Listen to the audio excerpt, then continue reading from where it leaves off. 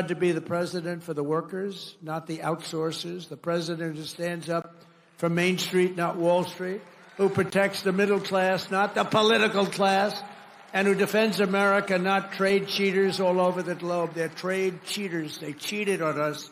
They cheated with tariffs on us. They stole our money. They stole our jobs. My job is not to maximize the profits of outsourcers and these foreign corporations are horrible. It's horrible what they're doing, but we're catching them. We're catching them by the dozens. My job is I have to defend the American dream, and I have to defend the American citizens. That's my job. I have to defend that. The American dream is never mentioned. It was mentioned for 4 years, and now it's being mentioned again, but it was never mentioned when we had Sleepy Joe in office. That they had open borders. These are countries, they have borders, and they don't let people into their country. They can't understand how. They did it because they're sick or they're crazy. There's something really wrong with these people. But the same people now telling me about how to deal with China are the ones who sold out America for decades to China. For decades, they gave up to China. I'm the only one that you know how much? China's paid almost $700 billion in tariffs under me. And then they say, Donald Trump hasn't been tough on China. What's going on, everyone? Trump is exposing the Democratic Party as the party of pretenders. Democrats pretend they fight for the working class. They pretend they fight for the poor. They pretend that they're standing and they're good governance and they're trying to solve problems and solutions. But everywhere you turn, some of the places that have some of the worst outcomes are managed and run by Democrats for decades. Look at Illinois, all right, Chicago, famously known for how violent it is, how bad their school system is. They've been voting Democrat for decades. They've been voting Democrat so long, even before I was born, they were voting Democrat. That's how consistently, purely Democratic Chicago has been voting. And look at the outcomes. They keep going more progressive, more far left, and the outcomes keep getting worse and worse. Now they're a sanctuary city. Now illegals are coming into their districts, taking up resources from people, from the natives. Now you got Chicagoans mad and angry at Brandon Johnson over his approach, but this is the reality of voting Democrat. And you saw from the intro, you saw Trump articulate exactly where he's coming from. I'm for Americans. Majority of Americans ain't benefiting from the current status quo. I'm changing the status quo. These same people, these Democrats, let America get, these politicians, not just Democrats, it's Republicans too, they let you get ripped off by all these countries so they can have these little deals. They can be invited to these little cabals. So Europe, Japan can say nice things about them. They're the party of the wealthy. Democrats are the party of the wealthy. And progressives that disagree with me in my comment section, they seem to not be able to understand this political reality. Right now, they're cheering for AOC to become a senator, but AOC is going to be the same thing. It's just more of the same, just a different kind of type of rhetoric. The only thing that's different is sort of rhetoric, but the goal is the same. They just want power. They just want to manage you. They want to govern you, and they think that these superficial appearances matter. Must be hard to be a Democrat right now. You have to be against good health, support corruption, support war, oppose free speech, promote high taxes, support gun control, and want open borders. I don't think Americans, especially working class Americans, want any. They don't want none of that. And I think the biggest thing that shows that the Democrats are solely out of touch is this narrative they keep trying to push about how Republicans regret voting for Trump. Right. And I already kind of debunked that claim. I'm like, yo, a lot of Democrats, they're not around Republicans a lot. So I don't know where they're getting this information from that many people regret voting Republican. But here's a little clip that I want to show you guys. And then I got a segment that I want to highlight here. Democrats say Republicans regret voting for Trump. I don't know what Republican y'all talking about, because I'm a Republican and I do not regret voting for Trump at all. If anything, I actually like what he's doing. I think he completed, like 95, 96% of all of his campaign promises within the first 3 months. Signing executive orders left and right, trying to get illegal immigrants up out of the country. Interest rates are down, gas prices are down, oil prices are down. What are we not liking about him right now? Vietnam is trying to get their tariff from 90% down to 0%. A lot of countries are coming to the table trying to reduce their tariffs. South Korea, Japan's trying to figure out what they're going to do. Like what? I mean, companies are moving back to America. You got And this is the funny part. Outcomes. He's talking about outcomes. And what Democrats are talking about? Rhetoric.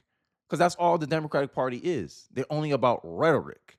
Let's look at this segment I got pinged up for you guys, where it's going to give you an overview of where the Democratic Party actually stands for and how Donald Trump exposed their true allegiance. Let's take a look. Now, Laura, here's the thing that I think it's really important to realize.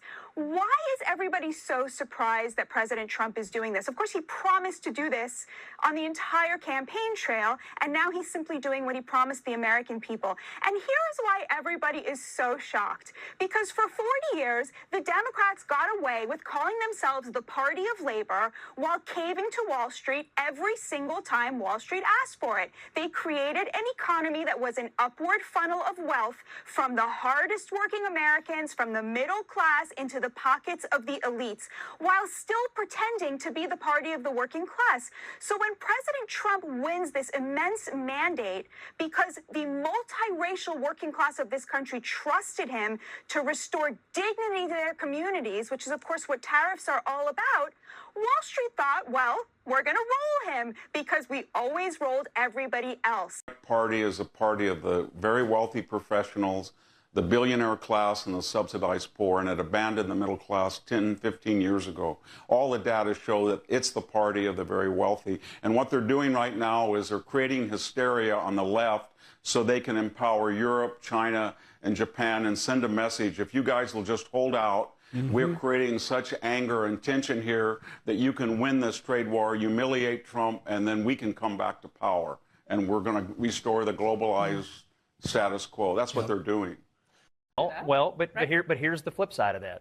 Trump shows up with different advisors and different thoughts about asking questions. How well have we done if you're a working class, person, and you've seen your job shipped overseas, and you don't have the same kind of opportunities that perhaps you thought you were going to see? How well have certain segments of our society done? Is wealth inequality, because of some of these, trade ideas over the years that have just seen jobs go away from people who previously could get jobs and live a comfortable middle-class lifestyle? So accepting this new DNA is going to be hard for some. You mentioned Rand Paul and Ted Cruz and others. They've been out there. Some are reluctantly accepting it, like John Kennedy. Others are running with it hard. How the party continues to accept that will probably be closely related to whether or not it works, over the 6 to 9 months. That's why I thought Kennedy was being honest. If it works, it'll be great, and if it doesn't, we'll recalibrate. You talk about wealth inequality, you sound like me, Scott. Yeah. Well, hey, I mean, where I come from, yeah, there is wealth inequality. I totally agree. I think that. And the overall sentiment you're getting here is that the Democrats are doing all this hysteria. They keep making these claims. Oh my God, the stock market's so bad. Oh my God, our economy, the sky is falling. They keep doing all this hysteria. Is exactly how Victor in the clip, like the segment that I showed you, is highlighting. Is that the Democrats are signaling to these foreign leaders that, hey, if you battling Trump, we can get 2 for 1. You can humiliate Trump, and then we can put ourselves back in power because of the situations are backfiring. And Trump ain't going for that. Batia highlighted how the rich, right, these wealthy people who run these hedge funds, they got so used to be able to roll over politicians. Like, I'm not going to support your campaign anymore if you keep this up. This is bad, right? They're spreading rumors. Oh, consider the 90-day pause, Donald Trump. Donald Trump said, nah. And this is why you get all the chaos in the market. They're trying to create this perception that everything is bad.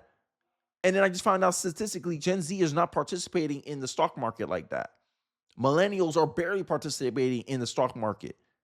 So this is only like a boomer's problem. And I understand the elderly, especially if you're near retirement age. I understand how this can be like devastating for you, where your retirement funds going down the drain right now. But from a long-term perspective, this was much needed. This was an inflated market, right? You benefited from the highest inflation rate in 40 years, Joe Biden. And this is one of the reasons why many young people have a problem with the genocracy, or I don't know, the geriatric leadership that we have in office right now in our entire political system, the political class. Donald Trump talked about it. I don't represent the political class. Many people who are not in retirement age see Congress as, yo, what is this, a daycare? Adult daycare? You got people well over the age of retirement still serving in the U.S. government. And they're prioritizing the old, it seemed like, at the expense of the young. When in any prosperous society, you always prioritize the young people because they're the future. But destroying America's future so that the current generations and the older generations can benefit, soak up all the wealth, all the opportunity, and when they pass on to the young people a debt-ridden country, and we have to pick up the pieces. And this is what Trump is saying. Trump's saying, yo, this is not going to benefit America in the long term. We need to make the sacrifices now. And I think this is how I see it. Because y'all complain about Social Security, the young people, millennial, Gen Z, we're not expected to have any Social Security. Don't you think that's a problem, boomers? I'm asking. I'm asking. You don't see that as a problem? I will feel like a bad citizen if the young citizens coming after me has a worse country than I got. That shows more on us than the young people. And I think this is the sentiment that I'm touching with Gen Z. I may be a millennial, but I'm 1 year removed before becoming a Gen Z. I'm 96. I'm at the border. I'm the cutoff year for millennials. And I see the Gen Z. I see how they struggle. I see all the lack of opportunities that they have to make a name for themselves. They rather make TikToks than become engineers because they're like, oh, what's the point? There's no opportunity for me here. They're shipping all the jobs to China and all these other countries anyway. And that's the sentiment I think resonated with Gen Z. I think this is why Gen Z moved Republican for the most part, at least the men did. And this ain't working. This fear-mongering, this hysteria from the left ain't working. And I want to show this clip with Kevin O'Leary pointing out how some of the ways that China steals and cheats America and other countries, and how the lack of vigilance from the Democrat and from our political class and how they sold us out to foreign countries had allowed China to dominate trade for a long period of time. Let's get into the video. 104% tariffs on China are not enough. I'm advocating 400%. I do business in China. They don't play by the rules. They've been in the WTO for decades. They have never abided by any of the rules they agreed to when they came in for decades. They cheat, they steal IP. I can't litigate in their courts. They take product, technology, they steal it, they manufacture it, and sell it back here. Never has an administration. 400% tariffs? What would that look like? I want Xi on an airplane to Washington to level the playing field. This is not about tariffs anymore. Nobody has taken on China yet, not the Europeans, no administration for decades. As someone who actually does business there, I've had enough. I speak for millions of Americans who have IP that have been stolen by the Chinese. I have nothing against the Chinese people. They brought great literacy, art, and tech to the world. The government cheats and steals, and finally, an administration, you may not like Trump, you may not like his style or his rhetoric, finally, an administration that puts up and says enough. 400% tariffs tomorrow morning. He'll tell you. Damn, yeah, yo, you have to be. Yeah. China's been known for this for a long time. Their whole economic power, their whole power is relying on trade. And this is kind of some of the philosophy, like this is a security risk for United States of America. China feels so comfortable that they think they can go toe-to-toe with America, even though America's their biggest market for their products. I think I could pull out any little thing here I have laying around the house, and it'll probably say made in China, right? I could pull any little thing and probably be made in China. We're their biggest. We're their biggest market. So this can literally cripple them. And I think this is why Trump did all these reciprocal tariffs, because a lot of ways that China gets away with not getting tariffed by the U.S. is by using the European Union as a pass-through to sell their products into the U.S. They sell to the suppliers for European countries, and the European countries sell that product to the U.S., and that's how they get their products in the U.S. market. So that's why Trump is tariffing everybody. But for some reason, the left, the progressive left, that they say they're for the American people, they're for the interest of the American people, they seem to can't understand this point. how the American people, the American worker is hurt by this. It's hurt by globalized trade. How I know a lot of people who are proponent for free trade, and I understand the concept, but how we can't be free trade by ourselves. That's what I'm trying to say. It's a two-way street. If I'm free trade, but your tariffs, is that really free trade? I think I'm more a proponent of a fair trade. And the funny part is, Bernie Sanders 2019, the reason why he resonated with so many people is because he was saying stuff that people actually can see the point of. This Democratic Party, it seemed like they just feel entitled to power. They just think, hey, if we just behave better, or if we just look better, or if we just appear better than the Republican Party, people will vote us in. I don't think the American people have an appetite for fakeness right now. But I digress. Let's get back into the video. Tell you why. She can only stay the supreme leader if people are employed. If we wipe out any business there, because we are still 39% of all consumables on Earth and 25% of the world's GDP, America is the #1 economy on Earth with all the cards. We will not have that forever. It's time to squeeze Chinese heads into the wall now. Well, I'm hold not on talking a about second, tariffs Kevin. on Well, 60 I hear you, but hold on. If we're talking about people, the average consumer, not necessarily the head honchos of businesses all across the globe, can they withstand the pressure of that sort of tax on the It's goods? short-lived. There will be. But what's your timeline compared to, you don't know the average American's timeline, what they can actually survive. There's people right now who can't survive 400% tomorrow morning, cheese on an airplane to Washington to cut a deal. 100. I don't know when they say who's surviving, I don't know who they're speaking about anymore. Because, Democrats, these people on these news shows, they make well over maybe $800,000 a year. They're considered the top 1% in our country when it comes in regards to income. Who are they talking about? Who can't survive? There's stats out there that many people making six figures are living paycheck to paycheck. But the tariffs are really only affecting a lot of these multinational, multi-global businesses. I saw a stat that retail investors, everyday people like me and you, we don't work for a stockbroker or anything like that. We have some of the highest participation rate in recent memory because things are actually, hey, I can get into an investment at a relatively cheap price. I can get more shares for my money, more bang for my buck, because retail investors tend to be more long-term investors. And someone made a distinction between who this affects. It affects traders, not investors. If you're a Warren Buffett kind of investor, you see this, the stock market, you see this as, oh my God, everything's on sale.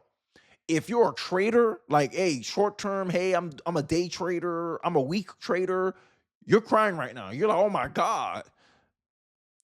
This is the funny part. And this narrative, oh, we lost $2.5 trillion. No, $2.5 trillion just moved out of the stock market. It's probably in cash, sitting, waiting. It didn't just disappear into thin air. And this is the problem that I'm starting to have with the mainstream media and their liberal bias. Like, they need to do something about it, man. It's starting to get annoying. Everyone knows where you're going to come from. You keep trying to push this narrative that people are regretting voting for Trump. And I'm like, where are you guys getting this information from? You don't tell your sources. It's anonymous sources all over again. It's trust me, bro. No, we don't trust you. And this is the point I made in my last video about how the media can no longer, they lost the right to frame things anymore. They just need to tell us what's going on. You can't, oh my God, this is bad. Business leader said this. Economist said this. The economist has been wrong for a long time. I'm just letting you know right now. Liberal bias has destroyed the economist. The economists think modern monetary theory works. It don't work. Biden tried it and look what happened to it. Look at the results. Because at the end of the day, the expert can't argue with reality. Reality shows you that your expert's theory is wrong. Your expert is just refusing to accept it. Tariffs is going to cause inflation. How is the market tanking and you saying it's going to cause inflation? Interest rates are going to go down because of the fact that this stuff is going on. How is it that America getting better trade, a better, a fairer environment, a better environment to do business around the world? How does that hurt the long-term interests of businesses? Can we not think long-term anymore? Can we not think past a week, a month? It's craziness. But, I digress. I'll leave it at there. Let me know your thoughts and perspective on this matter. Trump has remade the Republican Party into a party that represents the majority of America, regardless of your race, your creed, your sexuality. It don't matter. It's a practical, hey, we want to fix things. We want to create things here in America. It's a philosophy that I think any patriot, any person who cares about the country, anyone who's proud of the nationality can get behind.